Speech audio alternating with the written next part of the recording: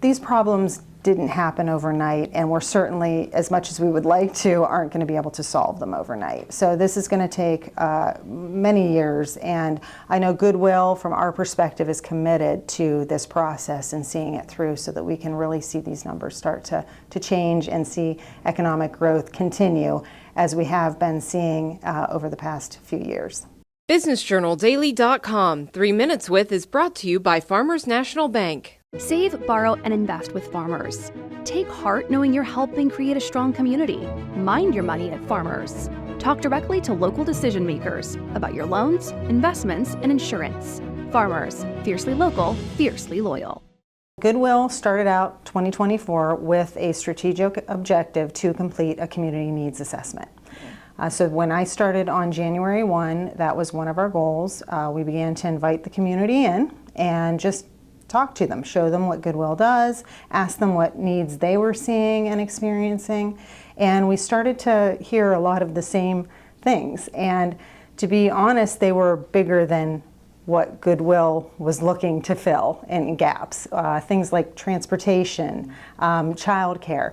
Could we do something on a small scale? Sure, we could look at troubleshooting that. But hearing the need and hearing how often it was being communicated to us, we realized that it was a much bigger issue than just Goodwill. It's a community issue, which was going to require community solutions. So that's why the Regional Chamber is such a wonderful partner in this, because together, looking at this from two different perspectives, us from the workforce development side, the Chamber from the needs that the employers need from the workforce, coming together with our multi-county reach, we can definitely pull together the right people at the table, the resources to begin to solve these issues. The biggest thing that I found in here is that our workforce participation rate is 57%. The state average and the national average are both 63%. That 6% difference represents about 20,000 workers, potential workers, and we have about 12,000 job openings. So even if we were able to get half of those 20,000 off the sidelines and into employment, we take a huge strain off of the labor market for our employers, and really can help turn this economy around faster than it's already being turned around. So what are those barriers? I think the report identifies actually a spectrum of barriers, from child care, transportation, behavioral health issues, financial literacy issues. There's quite a range of barriers. So from that perspective, it's going to create some challenges as to how we overcome them. I think we're working through what the right approach is going to be, but I think we want to maybe identify the top four and start with how do we help overcome those four barriers. Mental health and substance abuse, it wasn't that it was surprising, but knowing that it is such a significant need out there. And one of the things that you're going to hear is the report doesn't answer all the questions we have, right? In a lot of ways, it's going to create more questions that we're going to need to dig up answers to. So how much does mental health and substance abuse go hand in hand with what we're hearing that's happening in the community, and how can we address those needs in a sustainable way where we can help people? So I would say that's probably the one that was not evident right out of the gate, but we began to hear multiple responses that led us in that direction. We formed this partnership.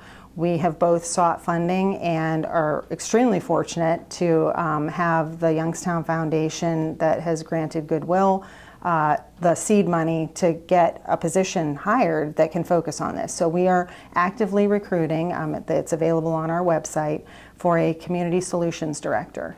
And that person will be solely focused on pulling together a plan, working in relationship with individuals here at the Chamber, in the community, really coming up with, if you will, a plan. So a structure, a framework for how we're going to move forward. When you think about what employers are sacrificing right now in saying no to new business and saying no to adding another shift, or their massive recruiting budgets, we could be actually saving lots and lots of money and pumping that money back into the local economy. If you think about how many of these marginalized individuals, that 6%, that 20,000 people, how many of them are dependent on a system that can, as a result of what we're going to do, become tax-paying workers. This could pump a lot of money into the local economy.